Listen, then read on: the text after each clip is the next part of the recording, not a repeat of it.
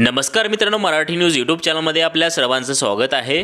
सर्वप्रथम आपण यूट्यूब चॅनलवरती नवीन असाल तर चॅनलला सबस्क्राइब व बाजूच्या बेल आयकॉनला प्रेस करा। शिक्षण सेवक योजनामध्ये मोठी सुधारणा करण्यात आली आहे। या संदर्भात दिनांक 18 फेब्रुवारी 2026 रोजी महत्त्वपूर्ण शासन निर्णय निर्गमित करण्यात आलेला आहे। या संदर्भातील सविस्तर शासन निर्णय या व्हिडिओच्या माध्यमातून पुढील प्रमाणे जाणून घेऊयात।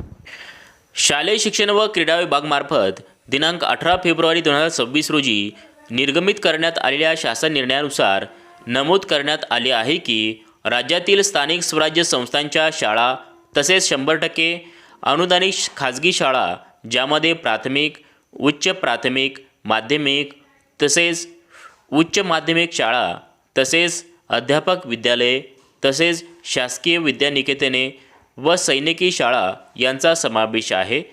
त्यातील कोणत्याही स्तरावरील व कोणत्याही माध्यमातील कोणत्याही शाळेत विहित मार्गाने शिक्षण सेवक पदावर नियुक्ती झालेल्या व्यक्तीची शिक्षण सेवक कालावधी पूर्ण होण्याआधी कोणत्याही स्तरावरील व कोणत्याही माध्यमातील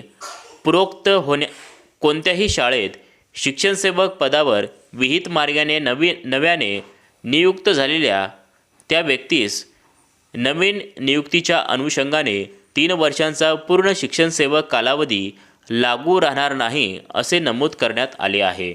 तसेच पूर्वीच्या शिक्षण सेवक पदावर त्याने व्यतीत केलेला कालावधी विचारात घेऊन केवळ उर्वरित कालावधीसाठी त्याला नवीन शिक्षण सेवक पदाचा कालावधी लागू राहील असे नमूद करण्यात आले आहे। त्याचबरोबर सदर शासन निर्णय निर्गमित होण्याच्या दिनांकास ज्या उमेदवारांचा शिक्षण सेवक कालावधी चालू आहे केवळ अशाच उमेदवारांना हा लाभ अनुज्ञेय असेल असे नमूद करण्यात आले आहे। तसेच शासन निर्णय निर्गमित होण्याच्या दिनांकापूर्वी ज्यांचा शिक्षण सेवक कालावधी पूर्ण होऊन नियमित नियुक्ती झाली असेल अशा शिक्षकांना हा लाभ अनुज्ञेय असणार नाही असे नमूद करण्यात आले आहे।